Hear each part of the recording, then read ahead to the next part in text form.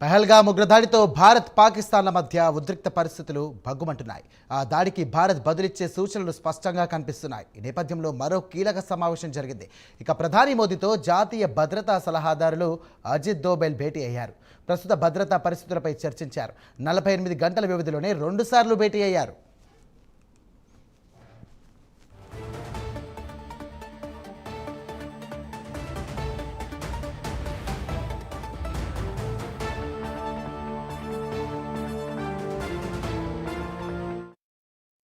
కేంద్ర హోంశాఖ కీలక సమావేశం నిర్వహించింది. అత్యవసర సమయాల్లో ఎలా స్పందించాలనే దానిపై పౌరులను సమాయత్తం చేయడంపై దృష్టి పెట్టింది. రేపు మాక్ డ్రిల్ నిర్వహించాలని రాష్ట్రాలు, కేంద్ర పాలిత ప్రాంతాలకు కూడా కేంద్ర హోంశాఖ ఆదేశాలు జారీ చేసింది.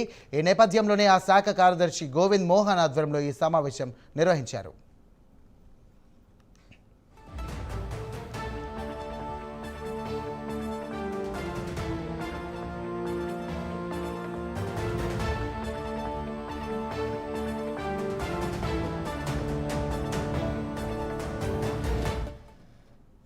ఇక ప్రధాని మోదీ కీలక నిర్ణయాలు తీసుకునే అవకాశం ఉంది. రేపు నిర్వహించనున్న మాక్ డ్రిల్స్తో అధికారులతో పాటు సివిల్ డిఫెన్స్, వార్డెన్లు, వాలంటీర్లు, హోంగార్డులు, ఎన్ఎస్సిపి, ఎన్ఎస్ఎస్, నెహ్రూ యువ కేంద్రాలు, కళాశాలల, పాఠశాలల విద్యార్థులను భాగస్వాములు చేయనున్నారు.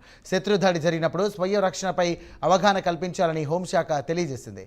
ఇక మరోవైపు ఏప్రిల్ 22న పహల్గామ్ ఉగ్రదాడి తర్వాత పాకిస్తాన్పై భారత్ కఠిన చర్యలు తీసుకుంటోంది. సింధు జలాల ఒప్పందాన్ని నిలిపివేసింది. ఆ దేశంతో వాణిజ్యం, రాకపోకలను నిషేధించింది.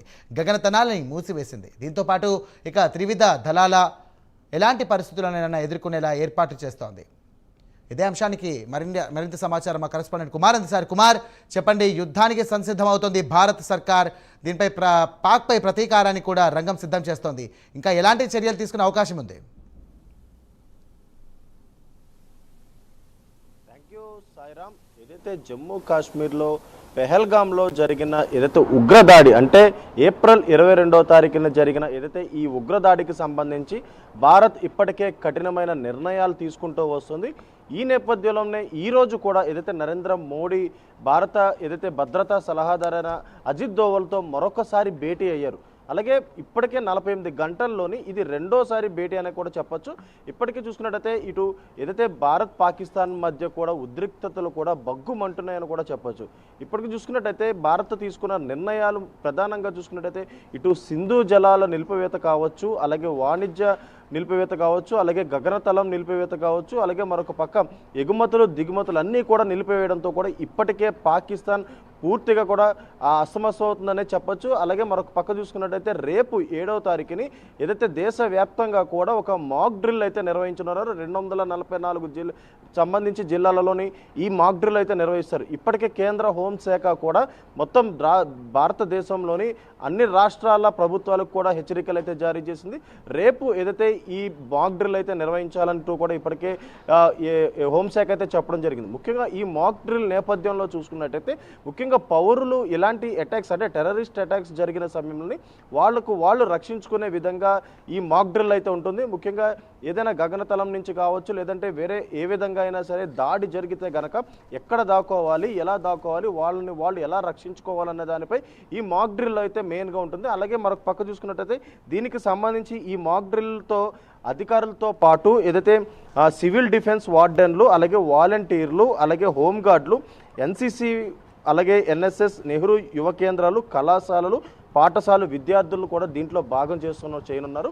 ముఖ్యంగా ఏదైతే ఇవన్నీ కూడా 3 కేటగిరీలుగా అయితే విభజించడం జరిగింది. అలాగే మరొక పక్క ఏదైతే ఈ మాక్ డ్రిల్ పూర్తి నేపథ్యం చూసుకున్నట్టయితే ఇటు బస్ స్టాండ్ల్లోని, రైల్వే స్టేషన్స్లోని, అలాగే మాల్స్లోని, కాలేజీ, స్కూల్స్లోని ముఖ్యంగా వీటన్నిటి ప్రాంతాల్లో కూడా చాలా పటిష్టమైన భద్రత ఉండాల్సిన అవసరం అయితే ఉంది. ఎందుకంటే టెర్రరిస్టులు అందరూ కూడా వీటిపై ముఖ్యంగా దాడులు నిర్వహిస్తున్నారు.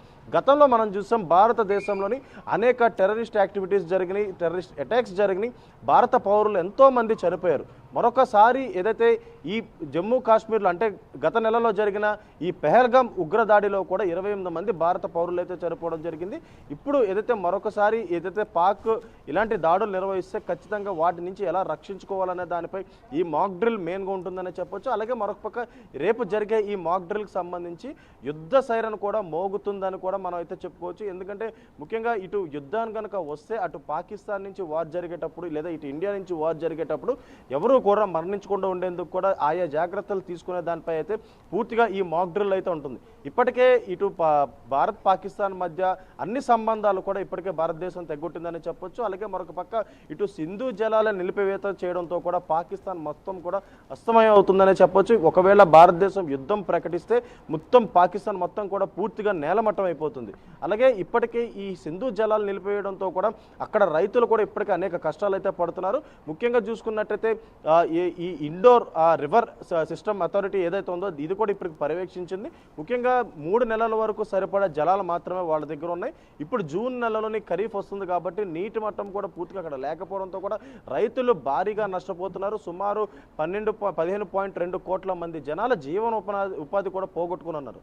అలాగే మరొక పక్క ఇవన్నీ జరుగుతున్న తరుణంలో కూడా పాకిస్తాన్లోని మనం ఇంకా యుద్ధ సైరన్ మోగించకుండానే అక్కడ యుద్ధం జరిగే అవకాశం అయితే ఉంది.